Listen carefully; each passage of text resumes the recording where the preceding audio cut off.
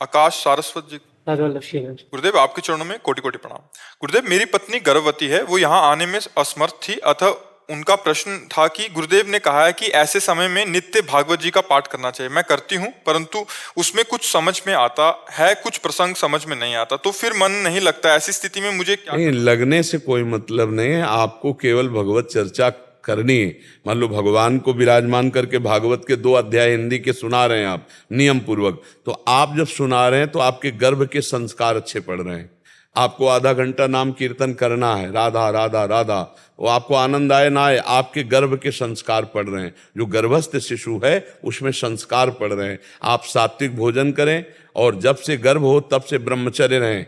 जब तक संतान न हो जाए तब तक ये सहवास न करें। ये जो मूर्खता की जाती है ना, ये संतान के ऊपर बहुत बड़ा हानिकारक दोष है। उसके अंग प्रत्यंगों को कमजोर करना, उसकी बौद्धिक शक्ति को कमजोर करना, उसके अंदर कामादि विकारों का भारी सृजन करना। जब गर्भस्थ शिशु होता फिर माता पिता सहवास करते हैं, ये बहुत हानिकारक होता है। इसलिए ब्रह्मचर्य का पालन करें जब तक संतान उत्पत्ति ना हो जाए, बहुत सावधानी से। और नाम कीर्तन, भगवत चर्चा, सात्विक आहार, तो जो पुत्र या पुत्री होगी वो बहुत अच्छे संस्कार वाली होगी, वो राष्ट्र भक्त होगी, वो भगवान की भक्त होगी, समाज का मंगल करने वाली होगी। तो मन लगे न लगे उससे कोई मतलब नहीं। दवा खाते हैं ना, तो मन लगे न लगे उसमें कोई स्वाद से मतलब थोड़ी होता है। हमें दवा खा ली है, ऐसे ही हमें दवा मानकर भगवत चर्चा करनी, भागवत की कथा करनी, भगवान नाम कीर्तन करना है, भगवान नाम जप करना है। आगे धीरे धीरे स्वाद आने लगता है।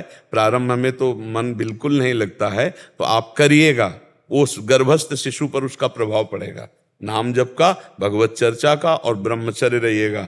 जब तक संतान प्रकट ना हो जाए तब तक फिर सहवास नहीं करना चाहिए। जिस दिन से पता चल जाए कि कोई जीव आ गया गर्भ में, तो उस दिन से ब्रह्मचर्य रखना चाहिए। ये कुछ नियम संयम रखे जाएं तो संतान बहुत उत्तम प्रकृति वाली हो। लेकिन माता पिता अपनी वासना से इतने पीड़ित होते हैं कि उनको संतान की कोई फिक्र नहीं होती। जो मनाया सो खा लिया, जैसे मनाया वैसे आचरण कर रहे हैं, जो मनाया देख लिया सुन लिया, वैसे ही बच्चे पैदा होते हैं। फिर वही थप्पड़ी आते हैं माता पिता को कि तुमने संस्कार अपने ठीक नहीं रखे, तो हमारे संस्कार कहाँ से ठीक होंगे। और वही फिर माता पिता को घर से निकालते हैं, नाना प्रकार के त्रास देते हैं। नहीं तो सात्विक जीवन जिया जाए तो बहुत सुंदर संतान होंगी, जो आपको भगवान के समान मानकर पूजेंगी। माता पिता को भगवत मातृ देवो भव पितृ देवो भव। पर जी इसी के रिगार्डिंग एक और प्रश्न था।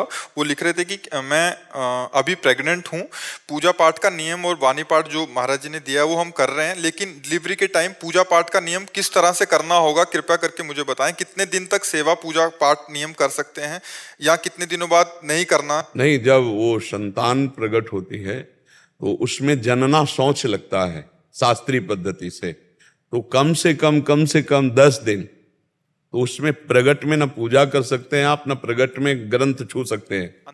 हाँ, अंदर आप नाम जप सकते, और अंदर जो आपको याद है वो स्तोत्र, वो वाणी पाठ भी आप कर सकते। ग्रंथ नहीं छू सकते। सुन सकते हैं चौरासी जी लगा लिया है। हाँ, ये सुन सकते, ऐसे सुन। ग्रंथ नहीं छू सकते, माला नहीं छू सकते। आप ऐसे नाम जप कीजिए, आप भगवत चिंतन कीजिए, तो ऐसा उपासना। उसमें उपासना में रत नहीं हो सकते आप। जनना शौच और मरना शौच, ये 2 प्रकार के शौच बचाए। तो जो मरना शौच है वो 13 दिन में होता है।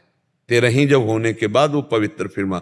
और इसमें कम से कम 10 दिन, तो जब तक संतान, वो गाँव में सोवर कहते हैं, जब तक वो जनना शौच रहता है तब तक उसके पवित्रता ना होने तक कोई ये ठाकुर सेवा, ग्रंथ को छूकर पाठ करना, ये सब ना करें।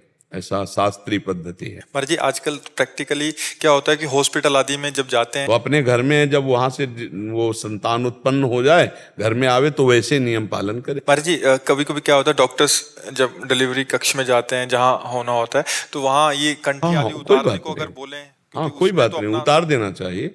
जैसे MRI तो क्या होती ना, उसमें तो किसी की भी होती, उतारा देते हैं डॉक्टर लोग कार्य के लिए। तो हमको जब शरीर के लिए तो उतार देते हैं, उसमें कोई परेशानी नहीं। और जैसे भी घर आवे फिर और पवित्र हो तो फिर कंठी धारण कर ले। देखो, सही बात तो है अंदर के चिंतन की बात है। जो खास बात है वो मन का परमात्मा से जुड़ना है। अब उसको धीरे से हम लोग बाहर फंसे तो बाहर से धीरे धीरे जोड़ना शुरू कर देते। नहीं, अंदर अगर भगवत चिंतन अखंड चल रहा है तो वो बहुत बड़ा महात्मा है, वो बहुत बड़ा साधु है, वो बहुत बड़ा तपस्वी है। अंदर से सा वही मना कृष्ण पदार विंदयो। दुर्वासा जी को यही भ्रम हो गया था कि अम्बरीश जी चक्रवर्ती सम्राट हो, मेरे समान भजन कहाँ कर सकते हैं, क्योंकि मैं दूर्वा अंकुर का रस पीता हूं और बलकल की लंगोटी लगाता हूं, और वो राजा चक्रवर्ती रानियों के बीच में रहे। खास बात अम्बरीश जी की थी, सा वही मना कृष्ण पदार विंदयो, सीधे मन भगवान के चरणों में लगा है। तो अब तपस्या का अहंकार होना, त्याग का अहंकार होना और दैन्य होकर भगवान का भजन करना, तो परास्त हो गए दुर्वासा जी। त्रिभुवन में सुदर्शन चक्र ने दौड़ाया उनको और आकर अम्बरीश जी के चरणों में गिरना पड़ा। तो खास बात है भगवान का चिंतन।